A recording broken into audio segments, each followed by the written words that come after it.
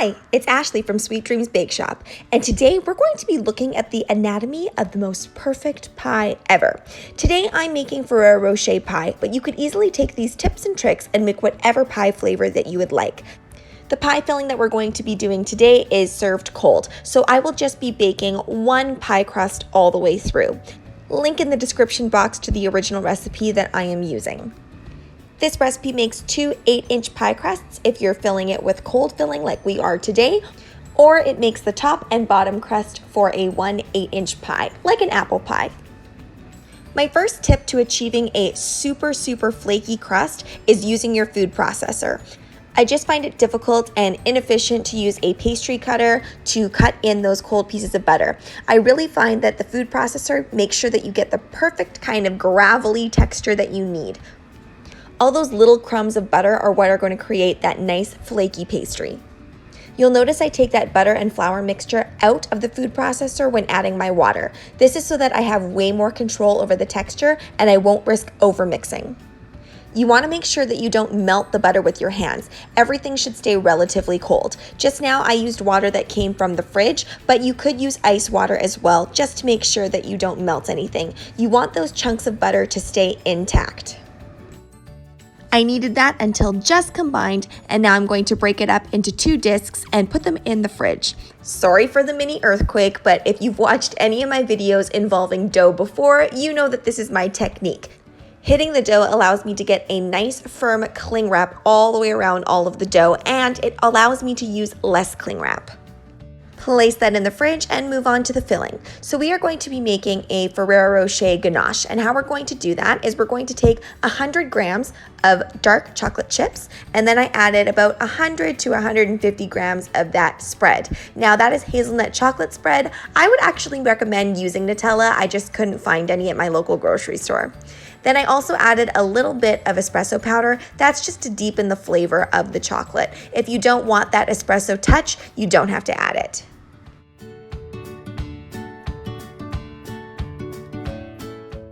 $150 grams of whipping cream, and I make sure that I don't pull that directly from the fridge and put it in, just because then everything kind of seizes up with the chocolate. I'm also adding in a generous dose of butter. I'm not really measuring, I never do. The more butter you add, the glossier and richer it is. I am adding in walnuts, and this is to your preference about how many walnuts you want to add in. Now traditionally it should be hazelnuts, but hazelnuts are a lot more expensive, so use whatever nut you prefer. I'm using butter to grease my pie pan. You can use shortening if you would like to. I just like to add butter because it adds a nice caramelized flavor when it comes out of the oven. I've learned over the years that there are a lot of rules to pie making. Now I am by no means a pie expert, but I have learned a few things here and there. This dough has been in the fridge for approximately 25 minutes. Now the recommended time I think is a little bit longer than that, but I have found in my experience that it doesn't matter so much how long you put it in the fridge at this point. It will matter a lot more afterward. Do you see that huge sliver of butter? Yeah, don't be worried about that if you see that. That is going to create that flakiness that we are looking for.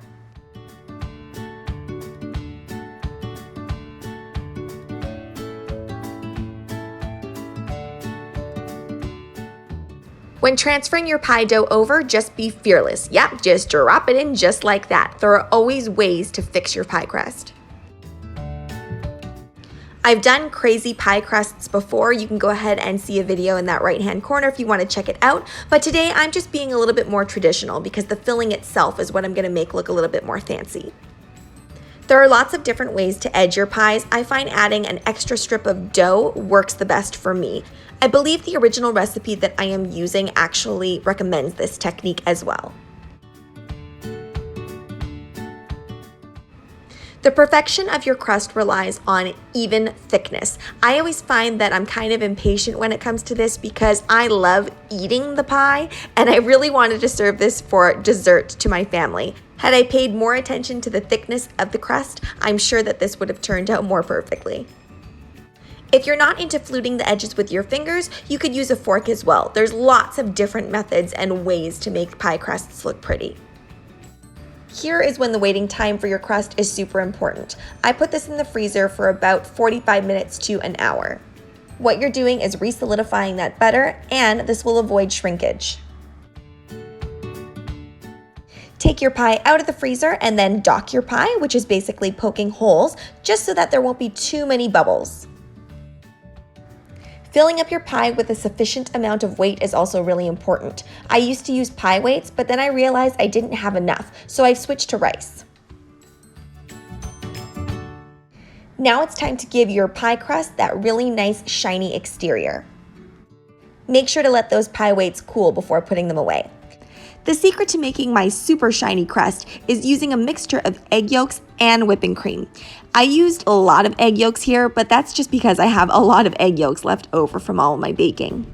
You can get away with using 1 egg yolk and a couple of tablespoons of whipping cream.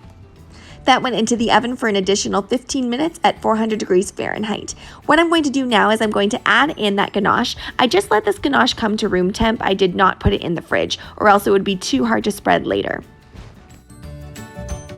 My crust on the right side is a lot better and more even than it is on the left. This is because I didn't pay close enough attention to that thickness of the crust. So if you want a perfect crust, make sure you do that. You'll need approximately 2 cups of cold, heavy whipping cream and a dash of vanilla, but you don't have to add that if you don't want to, and then a couple of teaspoons of sugar. Since the ganache is so sweet, I generally try to keep that whipping cream a little bit less sweet, but if you prefer a sweeter whipping cream, then you can go ahead and add as many teaspoons of sugar as you would like. My trick to stable whipping cream is really simple. I just keep everything really nice and cold, and then I whip it and whip it and whip it some more. I am using a pedal tip today, and I'm going to fill my bag with my whipping cream. If you want to create my rose design, then I suggest that you use a little bit of whipping cream at the base and just kind of spread it out so that you can no longer see that chocolate on the bottom. This type of pie also looks really good if you kind of just plop on that whipped cream really rustically. When creating this rose, I recommend that you use the fatter side of your pedal tip and point that towards the pie, and then the thinner side would be pointed up towards the sky. As I'm squeezing the bag, I'm creating little rainbow arcs, and I'm also turning the cake table at the same time.